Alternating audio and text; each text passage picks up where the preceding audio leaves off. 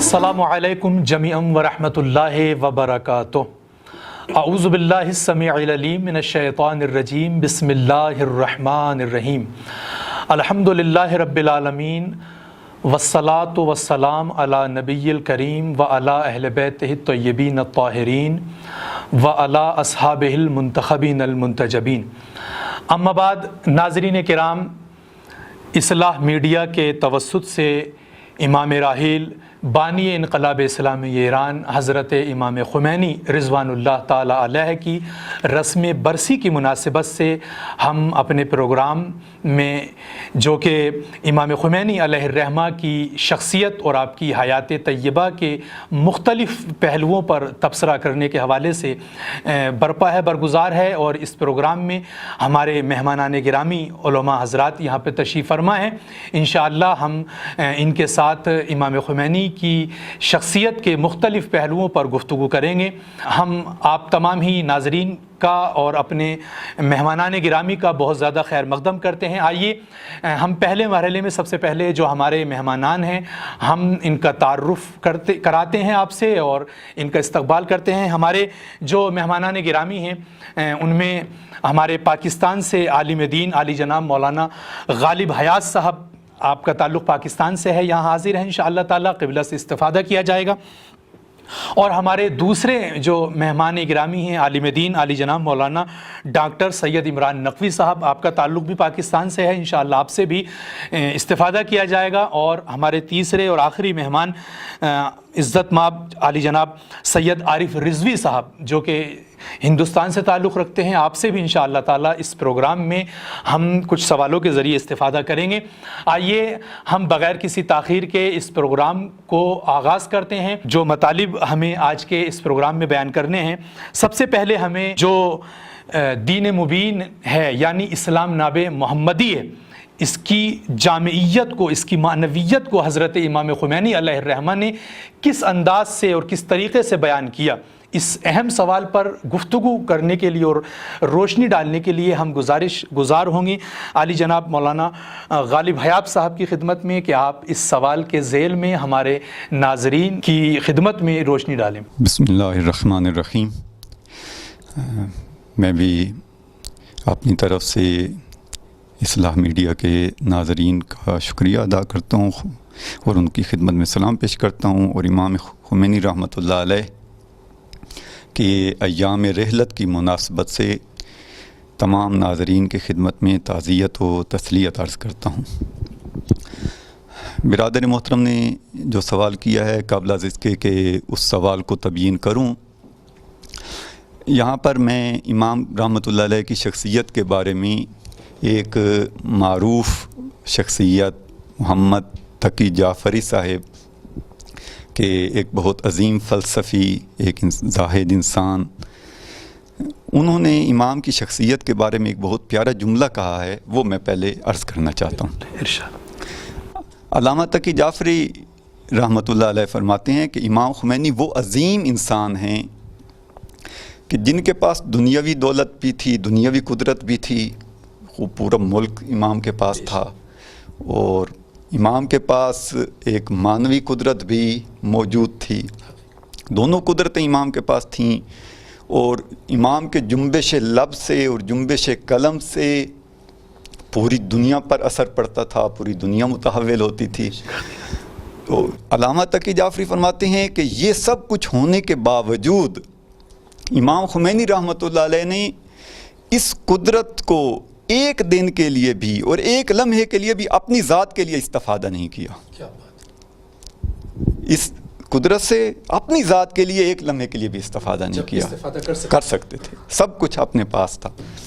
ये वो अज़ीम हस्ती है जिसके बारे में अभी हम बैठे लब कुशाई कर रहे हैं। तो खुदावंद मुताल तौफ़ीक दे कि इमाम के अफ़कार को हम हकीकी मानों में दर्क कर सकें। खूब, आपका एक बहुत प्यारा सवाल है और बहुत ही अहम सवाल है। अगर हम इमाम ख़ुमैनी रहमतुल्लाह अलैह की शख्सियत को समझना चाहते हैं और दर्क करना चाहते हैं, तो ज़रूरी है कि इमाम के अफ़कार की जो एक इमारत है, इमाम के अफ़कार, उनको समझने के लिए ये जानना ज़रूरी है कि उसकी नज़रियाती बुनियादें कौन सी हैं। کون سے مبانی ہیں امام کے نظریات کو سمجھنے کے لیے کہ جس کے اوپر امام کے سارے افکار قائم ہیں. جب تک ہم ان مبانی کو اور ان بنیادوں کو نہیں سمجھتے اس وقت تک امام کے وہ افکار کو کما حق کو نہیں درک کر سکتے. لہٰذا ان کو درک کرنا ضروری ہے. اور یہ جو آپ کا سوال ہے یہ وہی ایک بنیاد کے بارے میں، ایک مبنا کے بارے میں ہے کہ جو امام رحمۃ اللہ علیہ کے افکار کے بارے میں موجود ہے، کہ امام رحمۃ اللہ علیہ کے جو افکار ہیں، جو عمارت ہے امام کے افکار کی، اس کی ایک بنیاد اور ایک عظیم بنیاد وہ یہ ہے کہ امام نے جو دین شناسی کی، امام کی دین شناسی دوسروں کی دین شناسی سے ہٹ کر تھی. فقہا موجود ہیں، فلاسفہ موجود ہیں، خوب بہت عظیم شخصیات موجود ہیں. خوب فقیہ وہ ہے جو فقہ شناس ہے، فلسفی وہ کہلاتا ہے جو فلسفہ کی معرفت رکھتا ہے. ہر انسان ایک اپنے شعبے کے اندر کیا ہے، اس کو ایک تخصص ہوتا ہے. لیکن امام دین شناس تھے، یعنی دین کو مکمل طور پر، دین کو تمام پہلوؤں سے پہچانتے تھے اور دین کی ہر پہلو سے دین کی معرفت رکھتے تھے. یعنی مجموعی طور پر یوں کہا جا سکتا ہے کہ دین وہ چیز ہے جس میں سارے پہلو اور ساری چیزیں موجود ہیں. ہاں جی، دین ایک جامع چیز ہے. یعنی یہاں پر مہم یہ ہے کہ دین کی جامعیت، امام دین کی جامعیت کے قائل تھے. اور ہمارا عنوان بھی یہی ہے. ہمارا عنوان بھی یہی ہے کہ آئیں ہم یہ دیکھیں کہ امام کس طریقے سے دین کی جامعیت کو بیان کرتے ہیں. بہت پیارے طریقے سے امام نے دین کی جامعیت کو بیان کیا ہے. خوب دین کی جامعیت سے کیا مراد ہے، میں یہاں پر یہ تھوڑے سے وضاحت کرتا چلوں. خوب دین کی جامعیت سے مراد یہ ہے کیونکہ دین آیا انسان کے لیے ہے. ہاں، یہاں پر یہ نقطہ بہت قابل توجہ ہے. خداوند متعال نے دین بھیجا انسان کے لیے ہے، انسان کی ہدایت کے لیے بھیجا ہے، انسان کی رشد کے لیے بھیجا ہے، انسان کے تکامل کے لیے بھیجا ہے، انسان کو اس ہدف تک پہنچانے کے لیے بھیجا ہے. خوب جب دین اس کے لیے آیا ہے، اس انسان کے لیے آیا ہے، پس دین کی قلمرو کتنی ہوگی، دین کا دائرہ کتنا ہوگا. جتنی انسان کی زندگی کی قلمرو ہے، حیات انسانی کی قلمرو ہے، دین اتنا پھیلا ہوا ہے. دین کی قلمرو بھی اتنی ہی وسیع ہے، دین کا دائرہ بھی اتنا ہی وسیع ہے. یعنی جتنی شعبہ جات حیات ہیں اور جو انسان کی عملی زندگی میں جو ضرورتیں ہیں جن سے انسان کی وابستگی ہے، وہاں تک دین کی رسائی ہے. خوب اور انسان کی زندگی کتنی وسیع ہے. خوب آئیں قرآن کیا فرماتا ہے، انسان یہ خلیفۃ اللہ ہے. انی جاعل فی الارض خلیفہ. خوب انسان کو جانا کہاں تک ہے، اس خلیفۃ اللہ کو، اس خلیفۃ اللہ کو جانا ہے خاک سے نکل کر خدا تک. انا للہ و انا الیہ راجعون. خوب اس نے اس خدا تک پہنچنا ہے، اس خاک سے، جس انسان کا آغاز پیدائش، کہ انسان ہم نے تجھے خاک سے پیدا کیا، خاک سے نکلا ہے لیکن خدا تک جاننا ہے. خوب کتنا سفر ہے اس کو درپیش. اور امیر المومنین علیہ السلام نے اس انسان کا کیا خوبصورت تعارف کروایا. ایک شعر ہے جو امام علیہ السلام سے منسوب ہے، اتزعم انک جرم صغیر. اے انسان، تو اپنے آپ کو ایک 5-6 فٹ کا انسان سمجھتا ہے، تو یہ 6 فٹ کا جسم ہے فقط. وفیک انت والعالم الاکبر. تیرے اندر تو ایک عظیم کائنات چھپی ہوئی ہے. بس جب یہ انسان ہے جو خلیفۃ اللہ ہے، جس کو خدا تک جانا ہے، جس کے اندر ایک عظیم کائنات ہے، جس کے مقابلے میں یہ کائنات بہت چھوٹی ہے، خوب جب اس کی اتنی وسعت ہے تو اس دین کی کتنی وسعت ہوگی. اس دین کی بھی اتنی ہی وسعت ہے. خوب اب آئیں، اگر بس دین کو ان تمام پہلوؤں پر احاطہ کرنا ہے. اگر دین بعض پہلوؤں کو بیان کرتا ہے، بعض پہلوؤں کو بیان نہیں کرتا انسان کے، خوب یہ دین ناقص ہے، یہ دین معیوب ہے، یہ حقیقی دین نہیں ہے. یعنی جو دین کہیں انسان کو تنہا چھوڑ دے. ہاں، یعنی انسان کی ایک ضرورت ہے، وہ ضرورت انسان نے پوری کرنی ہے، لیکن دین نے اس کا رائے حل بیان نہیں کیا. خوب یہ ممکن نہیں ہے. خوب لہٰذا آئیں، دین نے یہاں پر ایک جو اہم بات ہے دین کی جامعیت کی، کہ دین آیا فقط احکام کا علم ہے، دین نے فقط حکم دیے ہیں کہ یہ حلال ہے، یہ حرام ہے، یہ واجب ہے، یہ مستحب ہے. آیا دین فقط اتنے تک محدود ہے یا نہ؟ دین جب انسان کی زندگی کا دائرہ اتنا وسیع ہے، دین کو انسان کی زندگی کے دائرے کو فقط احکام تک منتہی اور اس کے اندر محدود نہیں کیا جا سکتا، انسان کی زندگی کے لیے نظاموں کی بھی ضرورت ہے. یعنی جہاں پر احکام چاہیے وہاں پر نظام بھی چاہیے. مثلا آپ یہ آ کر دیکھیں، ایک بہت پیارا مطلب ہے یہاں پر کہ خوب احکام ہمارے پاس ہیں، بعض جو دین کو سمجھتے ہیں، بعض نے دین کو محدود کیا ہے احکام کے اندر. امام خمینی رحمۃ اللہ علیہ کی جو امتیاز ہے دوسروں پر اور جو فوقیت رکھتے ہیں دوسری شخصیات پر، کہ امام نے یہی فرمایا کہ دین احکام تک محدود نہیں ہے، دین کے پاس احکام کے ساتھ ساتھ نظام بھی ہیں. یعنی دین فقط نماز کا حکم نہیں دے رہا، روزہ کا حکم نہیں دے رہا کہ فلاں کام واجب ہے فلاں کام حرام ہے، اس تک محدود نہیں ہے. نہ دین کب اس کی مکمل حقیقی شکل ہے؟ حقیقی شکل یہ ہے کہ دین کے پاس دین کا سیاسی نظام بھی ہے، دین کے پاس دین کا اقتصادی نظام بھی ہے، تعلیمی نظام بھی ہے، تربیتی نظام بھی ہے، اخلاقی نظام بھی ہے، ثقافتی نظام بھی ہے. یہ سارے نظام دین لے کر آیا ہے. یعنی نظام شناسی کی صورت میں ہی دین کو لے کر ہم احکام شناسی کر سکتے ہیں. مشکل یہی ہے آج امت مسلمہ کیوں اتنے زوال کا شکار ہے. آج ہم نے دین سے احکام لیے ہیں، دین سے نظام نہیں لیے. دین سے احکام لے کر ہم خوش ہو رہے ہیں کہ دین کے مطابق زندگی بسر کر رہے ہیں، لیکن امام نے فرمایا کہ نہ، آپ دین کے نظام کے تحت زندگی بسر کریں. خوب آپ آئیں، دین کے نماز بھی پڑھیں، روزہ بھی رکھیں، سارا کچھ کریں، لیکن آپ نے جب حکومت بنانی ہو تو جمہوریت کو لے کر آئیں. آپ نے جب اپنے اقتصاد کو ٹھیک کرنا ہو تو سرمایہ داری نظام لے کر آئیں. آپ نے جب اپنا تعلیمی نظام بنانا ہو تو مغرب سے یورپ سے اٹھا کر تعلیمی نظام لے کر آئیں. آپ نے ثقافت لینی ہو تو یورپ سے لیں، فلاں جگہ سے لیں. خوب نہ، اسلامی معاشرہ کب تشکیل پائے گا؟ اسلامی معاشرہ فقط احکام سے تشکیل نہیں پائے گا. اسلامی معاشرہ اس وقت حقیقی اسلامی معاشرہ وجود میں آئے گا جب دین کے یہ نظام بھی اس کے ساتھ کیا ہیں، موجود ہوں.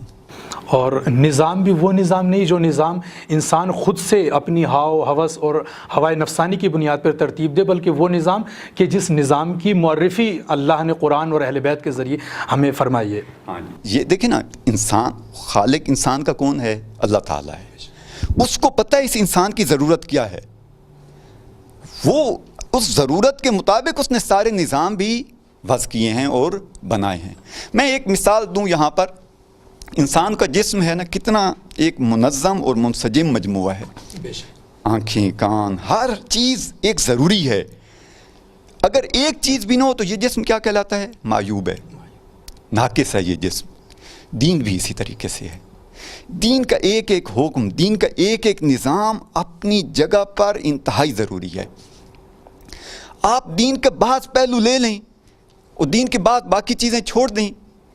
خوب جس طریقے سے انسان کا جسم معیوب ہوگا، مثلا ہاتھ نہیں ہے، کان نہیں ہے، آنکھیں نہیں ہیں، پاؤں نہیں ہیں، تو یہ کیا کہلاتا ہے؟ یہ معیوب جسم ہے، ناقص جسم ہے.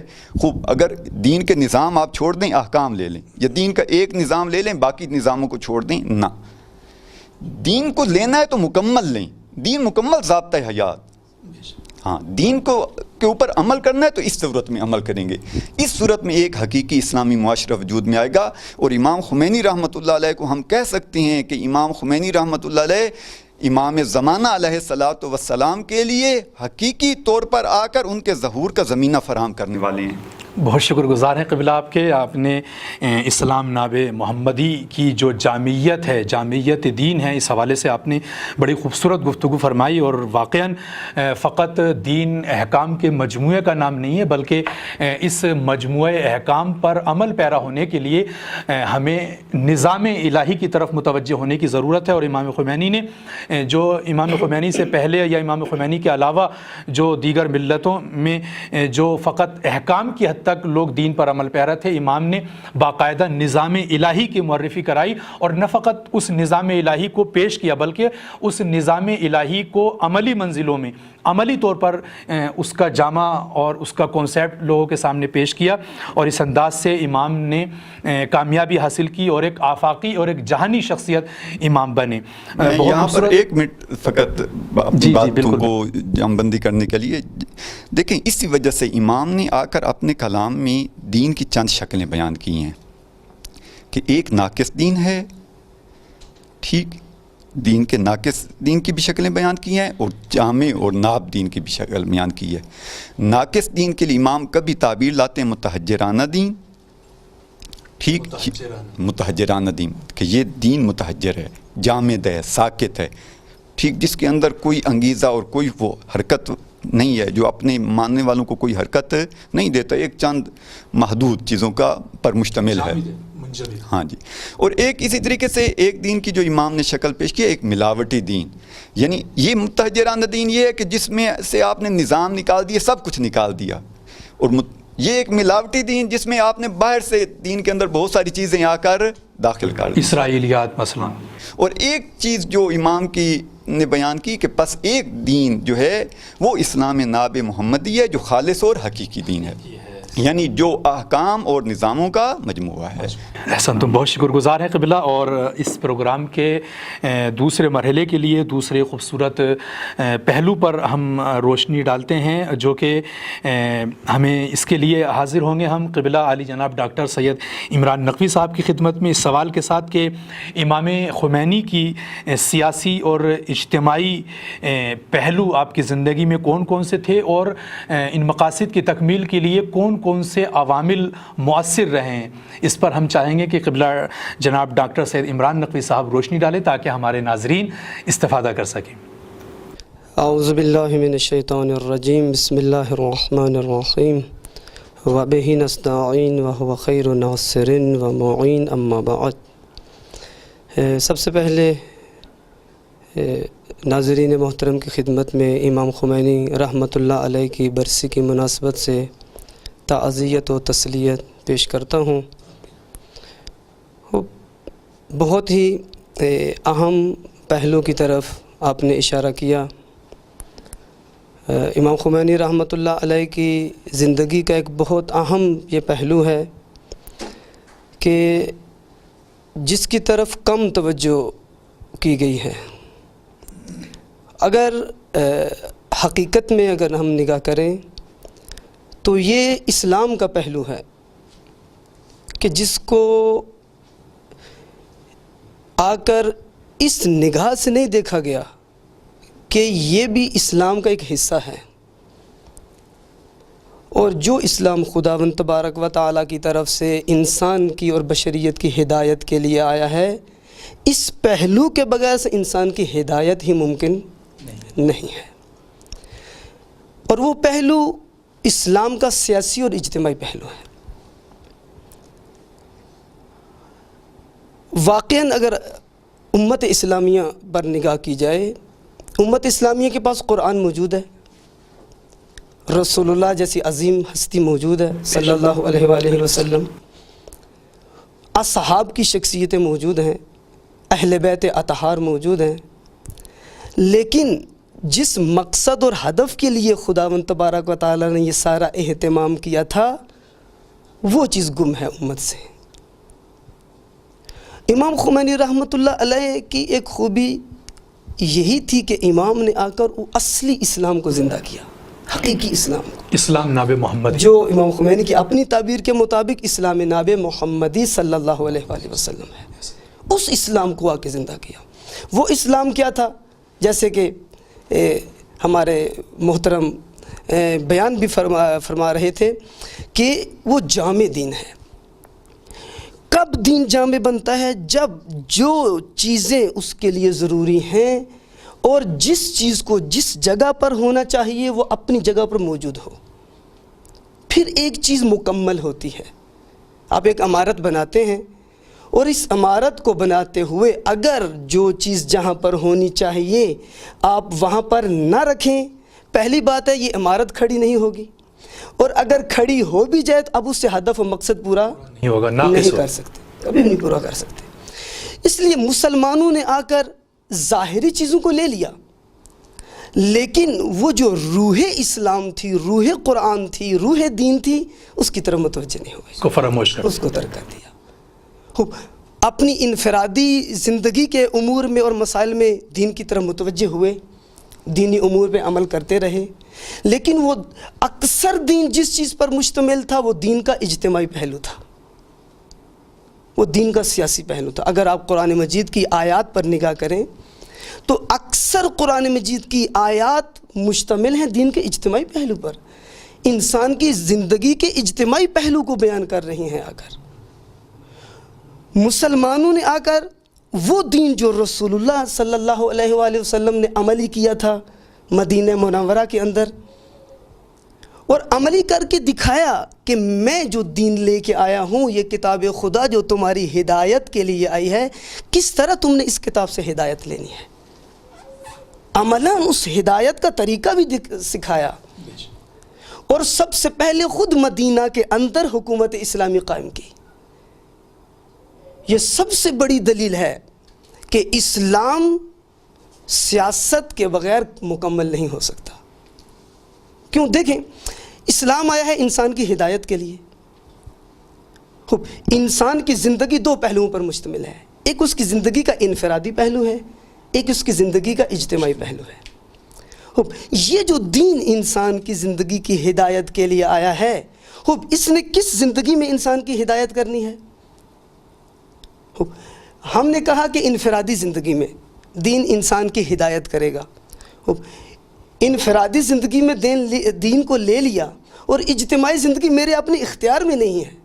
پہلی بات ہے، میں آ کر اس دین کے اجتماعی پہلو کو قبول بھی نہیں کر رہا، اور اگر قبول کر لوں تو وہ میرے اجتماعی پہلو ابھی میرے اختیار میں نہیں ہے اجتماعی زندگی، کیونکہ میں نے اجتماعی زندگی دوسروں کے اختیار میں دی ہوئی ہے۔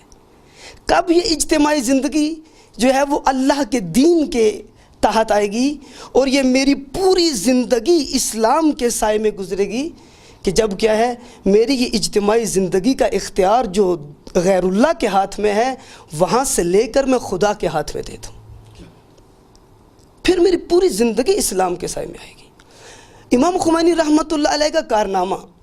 اگر آپ کی بات کو روکتے ایک بات عرض کرنا چاہوں گا کہ اجتماعی زندگی کتنی ضروری ہے، اس کا اگر ہم اندازہ لگانا چاہیں تو جو عبادات کا مجموعہ ہمارے سامنے شارع مقدس نے پیش کیا ہے، اس میں اکثر اور بیشتر عبادات جو ہیں وہ اجتماعی ہیں۔ یعنی یہاں سے بھی ہم اندازہ لگا سکتے ہیں کہ اجتماعی زندگی کی کتنی ضرورت ہے۔ امام خمینی رحمۃ اللہ علیہ کا کارنامہ کیا تھا؟ جب امام خمینی رحمۃ اللہ علیہ اپنے عصر میں ظاہر ہوئے، دین کو اجتماعی میدان میں متروک دیکھا، مہجور دیکھا، کہ اجتماعی زندگی دین سے خالی ہے۔ یا حسین کہتے ہیں، لیکن زندگی میں یا حسین نہیں ہے۔ اللہ عملی طور پر یا علی کہتے ہیں، لیکن وہ یا علی زندگی میں نہیں ہے۔ کسی جگہ پر بھی میری اجتماعی زندگی میں یا حسین اور یا علی نظر نہیں آتے۔ وہ یا رسول اللہ اجتماعی زندگی میں نظر نہیں آتے۔ جو شب و روز رسول اللہ کی نعتیں پڑھتے ہیں، یا حسین کہتے ہیں، یا علی کہتے ہیں، امام بارگاہ میں بیٹھ کر، اپنی محافل میں بیٹھ کر، جشن و میلاد میں بیٹھ کر، لیکن یہی مسلمان جب اپنی عملی زندگی میں آتا ہے، اس عملی زندگی کا یا حسین و یا علی یا رسول اللہ سے کوئی تعلق نہیں ہے۔ یہ تضاد تھا مسلمانوں کی زندگی میں۔ امام خمینی رحمۃ اللہ علیہ نے آ کر اس تضاد کو ختم کیا، کہ جو تم زبانوں سے نام لیتے ہو، جو کچھ زبانوں سے کہتے ہو، اس کو اپنی زندگی میں بھی لے کے آؤ۔ اور وہ دین کا اجتماعی پہلو تھا، وہ دین کا سیاسی پہلو تھا۔ بعض لوگ امام خمینی رحمۃ اللہ علیہ کے پاس آتے تھے اور آ کے کہتے تھے، آپ کن باتوں میں مصروف ہو گئے ہیں؟ یہ سیاست ایک شیطانی کام ہے، جھوٹ ہے، فریب ہے، مکر ہے، دھوکہ ہے، آپ کن کاموں میں لگ گئے ہیں؟ آپ عالم دین ہیں، آپ مقدس انسان ہیں، آپ حوضے میں بیٹھیں، درس پڑھائیں، طلاب کی تربیت کریں، آپ اپنی شخصیت کو خراب کریں گے اس میدان میں جا کر۔ کیا جواب دیتے تھے؟ کہتے آپ جس سیاست کی بات کرتے ہو وہ ویسے ہی ہے، وہ شیطانی سیاست ایسے ہی ہے، وہ حیوانی سیاست ایسے ہی ہے، لیکن میں جس سیاست کی بات کرتا ہوں وہ الہی سیاست ہے، وہ قرآن کی سیاست ہے، وہ رسول اللہ کی سیاست ہے، وہ ائمہ معصومین علیہ السلام کی سیاست ہے، کہ جو آپ نے ائمہ معصومین اور رسول اللہ نے آ کر جس سیاست کو عملی کیا اور جس کے ذریعے سے امت کی ہدایت کی اور ان بکھرے ہوئے انسانوں کو امت میں تبدیل کیا۔ جی قبلہ صاحب، یہیں پر میں ایک سوال اور مزید کرنا چاہوں گا آپ سے کہ معاشرے میں بعض افراد ناقص فکری کی بنیاد پر سیاست کو دین کے ساتھ معیوب اور مذموم سمجھتے ہیں۔ آخر کیا وجہ ہے کہ اس کو سیاست کو دین کے ساتھ جو ہے وہ معیوب سمجھتے ہیں؟ اس کی دو وجہ ہیں۔ ایک اور صحیح معنی میں سیاست کا، دینی سیاست، الہی سیاست، اس کا کیا کنسیپٹ اور کیا فلسفہ ہے؟ اس کے دو وجوہات ہیں. ایک تو خود دین کا صحیح تصور نہیں ہے، دین کی مکمل شناخت نہیں ہے. اگر اس لیے جب بحث کی جاتی ہے دین اور سیاست کی، پہلے آگے دین کا تعارف کروایا جاتا ہے. جب تک دین کا صحیح تعارف نہ ہو، جب تک دین کی صحیح شناخت اور معرفت نہ ہو، کبھی بھی ہم جو ہے عملی زندگی میں دین پر عمل نہیں کر سکتے. نہیں ہو سکتا. بس پہلا مرحلہ ضروری ہے. جو لوگ آ کر یہ باتیں کرتے ہیں، ایک بہت بڑی تعداد ایسی ہے جن کی دین شناسی مکمل نہیں ہے. دین کو ایک ضابطۂ حیات کے طور پر نہیں لیا، دین کو ایک زندگی کے نظام کے طور پر نہیں سمجھا، دین کو انسان کی پوری زندگی کے لیے ہدایت کا ذریعہ نہیں سمجھا. یہ ایک اس کا پہلو ہے. اور دوسرا پہلو کہ ہم جس سیاست کی بات کرتے ہیں آ کر، اور جس کے ذریعے سے آ کر دین میں سیاست کی نفی کرتے ہیں، وہ سیاست وہ شیطانی سیاست ہے، وہ دنیا والوں کی سیاست ہے جو دنیا پر کی بنیادوں پر استوار ہے، جو دنیا کے مفادات اور اقتدار اور حکومت اور کرسی کے لالچ اور ان چیزوں پر جو استوار ہے. لیکن اگر الہی سیاست کی بات کریں، الہی سیاست ہے ہی انسانی معاشرے کو چلانے کے لیے.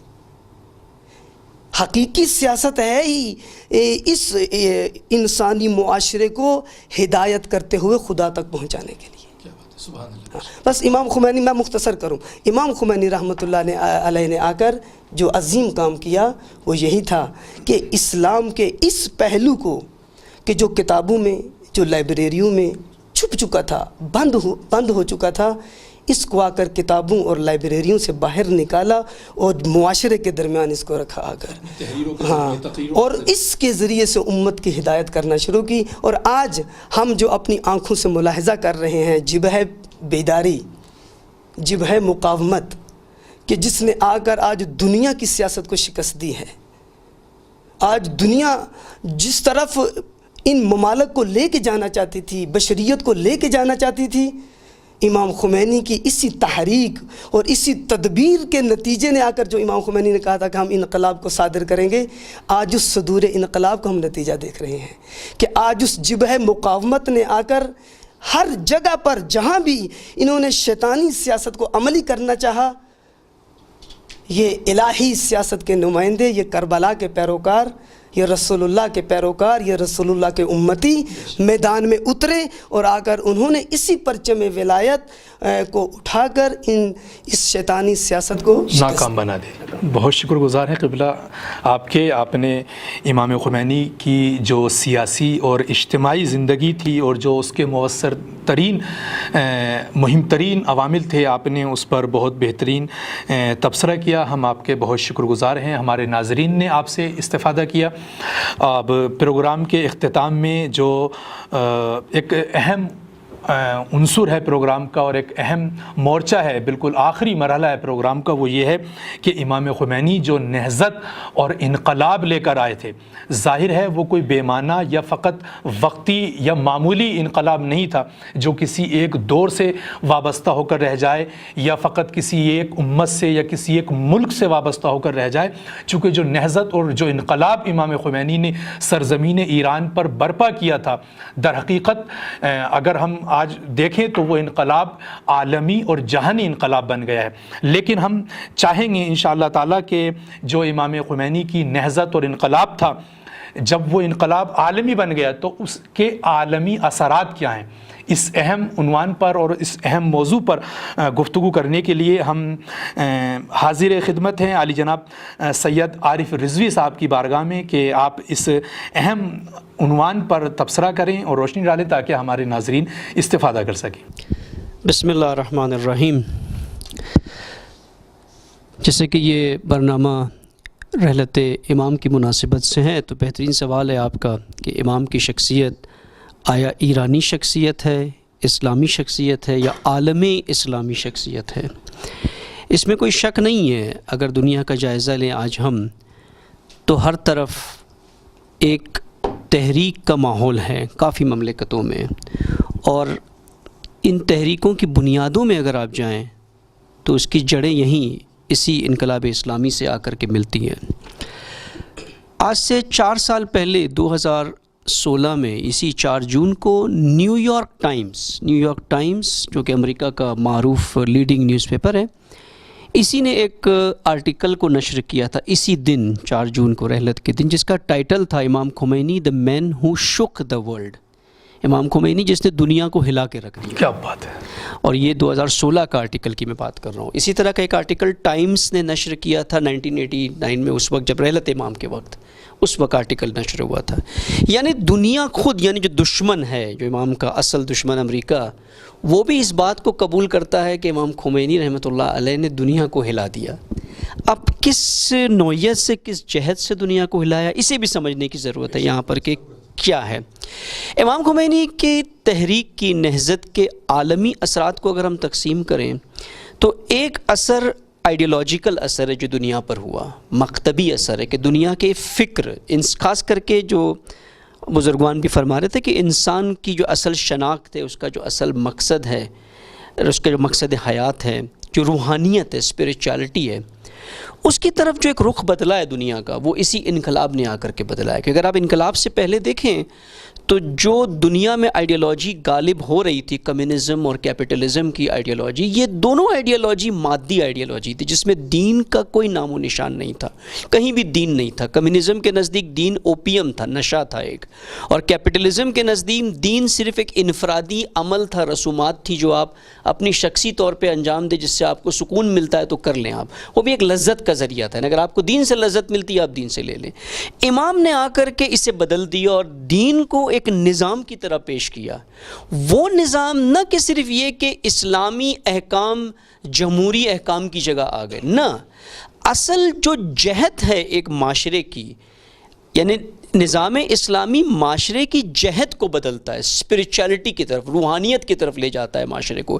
ایک خط ہے امام خمینی کو جو اسی دوران، یہ امام کی رحلت سے پہلے، کسی نے یورپ سے ایک خط لکھا تھا امام کو، جو امام کے آثار میں موجود ہے اس وقت، وہ انگلش میں اس کے صرف چند جملے یہاں بیان کروں تاکہ سمجھ میں آئے کہ اس وقت سے کیا اثرات، عالمی اثرات ہوئے تھے۔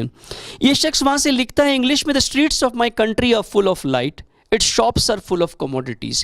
یعنی ہمارے جو مملکت ہیں یورپ میں، اس میں ہر چیز روشن ہے، ہر سڑک پہ، یعنی روشن سے مراد سب کچھ گلیمر ہے، وہاں سب کچھ بہترین ہے، بہترین چل رہا ہے، دکانوں میں ساری اشیاء موجود ہیں۔ It's custom houses are active, یعنی ہر چیز ایکٹیو ہے، ریسٹورنٹ، ڈسکو، پب، عیاشیوں کی جگہ، پارک، ہر چیز ایکٹیو ہے۔ مسئلہ کیا ہے؟ We are short of nothing except a sacred soul. ہمارے پاس اگر نہیں ہے تو کوئی روحانی مقدس نفس نہیں ہے ہمارے پاس اس معاشرے میں۔ I wish you were born in my country, میری آرزو ہے کہ آپ جیسی شخصیت کوئی میرے ملک میں پیدا ہوتی، تاکہ یہ جو سرگرمیاں ہمارے اطراف ہیں، اسے کوئی سپریم آبجیکٹیو، کوئی اعلیٰ ہدف ملتا انسان کو۔ یعنی یہ ایک بہت بڑا امام کا اثر ہے جو ساری دنیا میں انسانیت پر پڑا ہے، کہ امام نے اس انقلاب کے ذریعے انسان جو پستی کی طرف جا رہا ہے، اس پستی میں اسے ایک عالی ہدف دیا ہے زندگی کا۔ ایک بہت بڑا ایک عالمی آئیڈیالوجیکل اثر امام کی نہضت کا ہے، اور یہ ہدف جب انسان کو مل جاتا ہے تو پھر اس کی ایک چپکلش اور ایک ٹکراؤ بھی شروع ہوتا ہے ان لوگوں کے ساتھ جو اس ہدف کے خلاف ہے، جن کو قرآن طواغیت کہتا ہے، طاغوت کہتا ہے۔ اسی لیے امام رحمۃ اللہ علیہ کی دشمنی بھی اتنی ہے ساری دنیا میں، کیونکہ امام اس کی نہضت انسانیت کی اس جہت کو بدل رہی ہے سارے عالم اسلام میں۔ جہاں جہاں تک یہ امام کی فکر پہنچتی ہے، وہاں یہ پہلا اثر ہوتا ہے کہ انسان اپنی زندگی کی جہت کو بدل دیتا ہے، اس کی سوچ اپنی جسمانیت اور مادیت سے عالی ہو جاتی ہے، اس کے اندر اقدار پیدا ہوتے ہیں، ویلیوز پیدا ہونا شروع ہو جاتے ہیں، اور پھر انہی اقدار کی بنیاد پر جو اس کا لائحہ عمل ہے، اس بالکل بہترین تبدیلی آتی ہے۔ دوسرا جو اثر ہے امام کی اس نہضت کا، وہ عملی اثر ہے دنیا میں۔ وہ عملی اثر کیا ہے کہ ایک تحریک بیداری جو ساری دنیا میں اس وقت جاری ہے، اور خود امام اپنے کلام میں فرماتے ہیں، ایک جگہ پر بہت خوبصورت کلام ہے جو امت مسلمہ سے مخاطب ہو کر ہے، کہ نہ ایران سے، کہ مسلمانوں کو بیدار ہونا ہے۔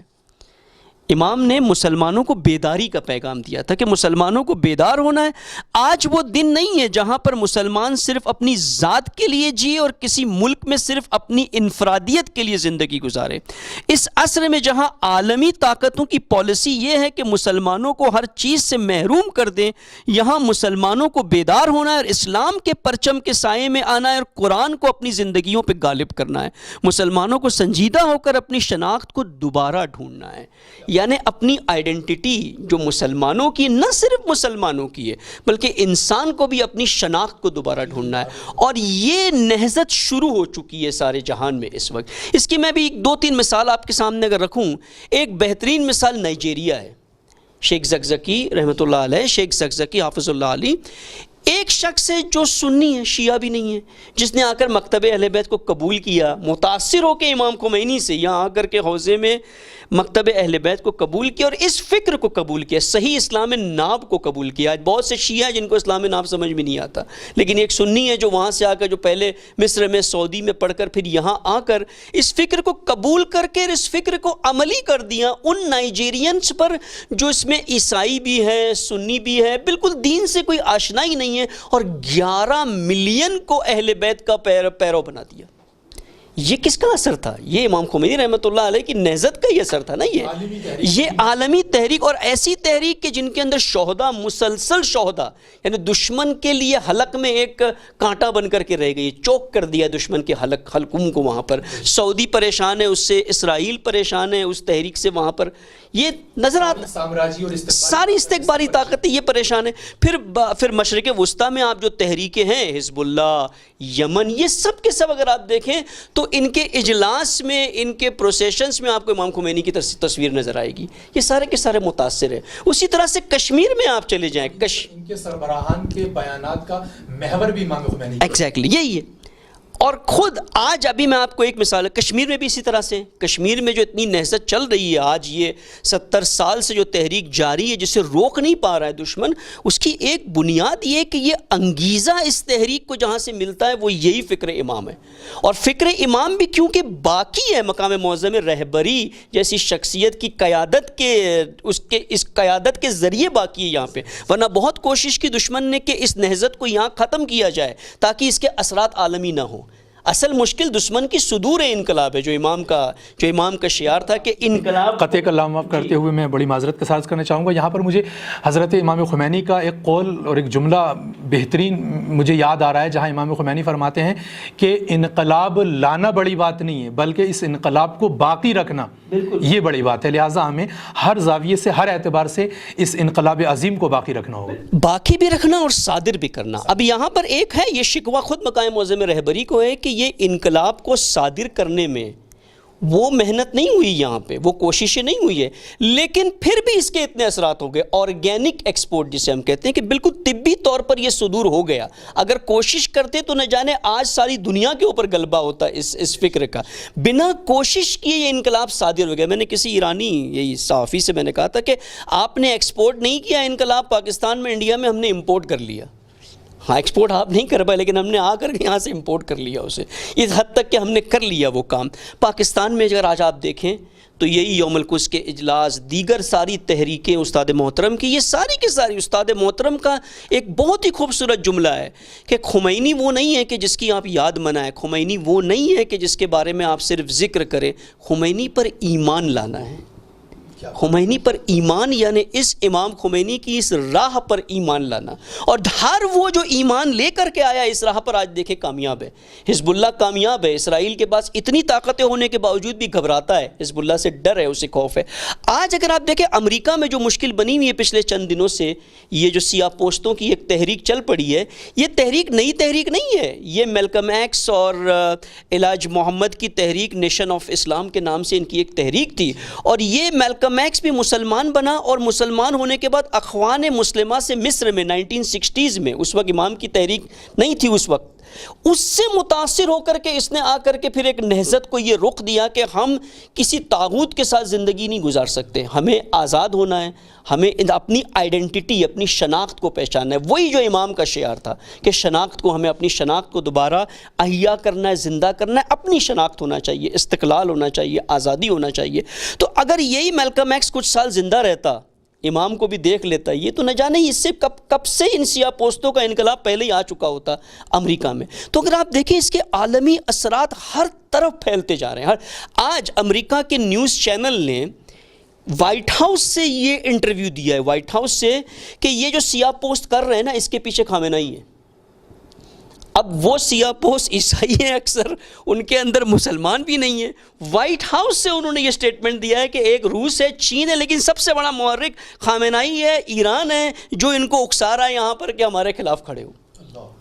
یعنی اتنا اثر ہے امام کی اس نہضت کا، اتنا اثر ہے کہ 52 مملکتیں مسلمانوں کی ہیں، امریکہ کو، اسرائیل کو، کسی کو خطرہ نہیں ہے، اگر ہے تو صرف ایک مملکت سے۔ اور کہا بھی ہے ٹرمپ نے کہ we have no problems with Iran, ہمیں ایران سے پرابلم نہیں ہے، ہمیں ان کے اس رجیم سے پرابلم ہے، اس نظام ولایت سے پرابلم ہے، ہمیں روحانی سے پرابلم نہیں ہے، ہمیں خامنہئی سے پرابلم ہے۔ یہ کلیئر انہوں نے واضح طور پہ کہا ہے کہ ہمیں کوئی مسئلہ نہیں ہوا، مسئلہ اسی سے، کیونکہ یہ صدور ہونے والی فکر ہے، یہ ایکسپورٹ ہوتی ہے، یہ پھیلتی ہے ہر طرف، اور خود بخود پھیل کر کے اس کے اثرات یہ ہوتے ہیں کہ ملتوں کو بیدار کر کے ان کو اس استقلال کی راہ پر لے آتی ہے۔ اسی لیے اس کی مخالفت داخلی بھی ہے جو دشمن کراتا ہے، اندر سے بھی اس کے دشمن ہے، باہر سے بھی دشمن ہے، ساری دنیا اس فکر کی دشمن ہے، طاغوتی دنیا، لیکن دوسری طرف جو مظلومین ہیں، جو مستضعفین ہیں، ان کے لیے یہی راہ نجات ہے، اور کوئی راہ نجات۔ اور اس تحریک میں معنویت اور اعجاز جو ہے اس کی دلیل اور اس کی وجہ ایک یہی ہے، چونکہ یہ تحریک ایک عالمی تحریک بن چکی ہے اور بن رہی ہے، چونکہ یہ نظام الہی ہے، نظام الہی ہے۔ اور جس ہستی نے امام کی، بس کیونکہ وقت تمام ہے، تو امام خمینی رحمۃ اللہ علیہ جیسی ہستی کی صداقت اور خلوص، جس میں جیسے کہ بزرگوار نے بھی فرمایا کہ اپنی ذات کے لیے کبھی کچھ بھی نہیں تھا امام کے لیے۔ ایک کافی خطوط تھے، میرے پاس وقت نہیں تھا، ایک خط میں ایک شخص فرانس سے لکھتا ہے امام کو کہ میں آپ کی اس حقانیت پر آپ کو اس لیے حق مانتا ہوں کہ اس مقام پر پہنچنے کے بعد بھی جب میں آپ کو تقریر کرتے ہوئے دیکھتا ہوں تو آپ کی نظریں نیچے ہوتی ہیں۔ یعنی وہ تکبر کا مجھے کہیں شائبہ نظر نہیں آتا ہے کہ جو شخص، آپ دنیا میں آج دیکھیں ٹرمپ کا تکبر، ایک بچہ چھوٹا بھی بتا دے گا کہ کتنا بڑا متکبر ہے یہ، مودی کو دیکھیں کتنا مغرور ہے یہ، کتنا تکبر ہے ان کے بات کرنے میں، ان کے انداز میں۔ اور ایک عیسائی وہاں سے لکھ کر کہتا ہے کہ میں صرف اس دیکھتا ہوں، کبھی آپ نظر نہیں اٹھا کر کے عوام کو دیکھتے بھی ہو۔ یعنی یہ امام کا خلوص، صداقت ہے جو اثر دکھاتی ہے۔ نہ صرف امام، کوئی بھی امام کا پیروکار، اسے بالخصوص استاد محترم، یہ تحریکیں، ان کی بنیاد، ان کی اساس یہی خلوص اور صداقت ہوتا ہے، یہی روحانیت ہوتی ہے جو اس تحریکوں کو مستحکم، بالکل محکم کر دیتی ہے، اور دشمن چاہے کتنی بھی کوشش کرے وہ ناکام ہو جاتا ہے، اور یہ پھیلتی جاتی ہے انشاءاللہ۔ بہت شکر گزار ہیں ہم آپ کے کہ آپ نے اس اہم موضوع پر اور اہم سوال پر بہت اچھے انداز سے معلومات عامہ، معلومات خاصہ اور دقیق اور عمیق مطالب بیان کیے، اور ہمارے ناظرین نے آپ سے استفادہ کیا۔ ہم آپ کے خصوصی شکر گزار ہیں، اور تمام مہمانان گرامی، علماء کرام کے ہم شکر گزار ہیں۔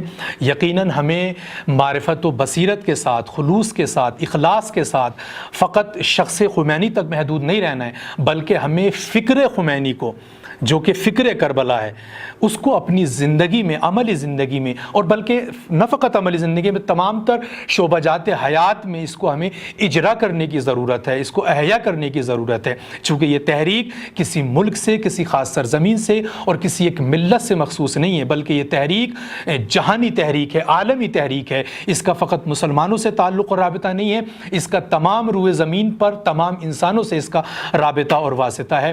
ناظرین، ہم بہت شکر گزار ہیں، آپ نے ہمارے اس پروگرام کو ملاحظہ اور مشاہدہ فرمایا۔ یہیں پر ہم اپنی گفتگو کو تمام کرتے ہیں، اور آپ سے گزارش کریں گے کہ اس اصلاح میڈیا کے توسط سے نشر ہونے والے تمام ہی پروگرام کو دیکھتے رہیں، استفادہ کرتے رہیں، اور اگر ممکن ہو تو ہمارے اس چینل کو سبسکرائب کرتے رہیں، اور آپ سے اجازت چاہیں گے۔ اپنا خیال رکھیں اور اس کو دیکھتے رہیں۔ خدا حافظ۔ السلام علیکم ورحمۃ اللہ وبرکاتہ۔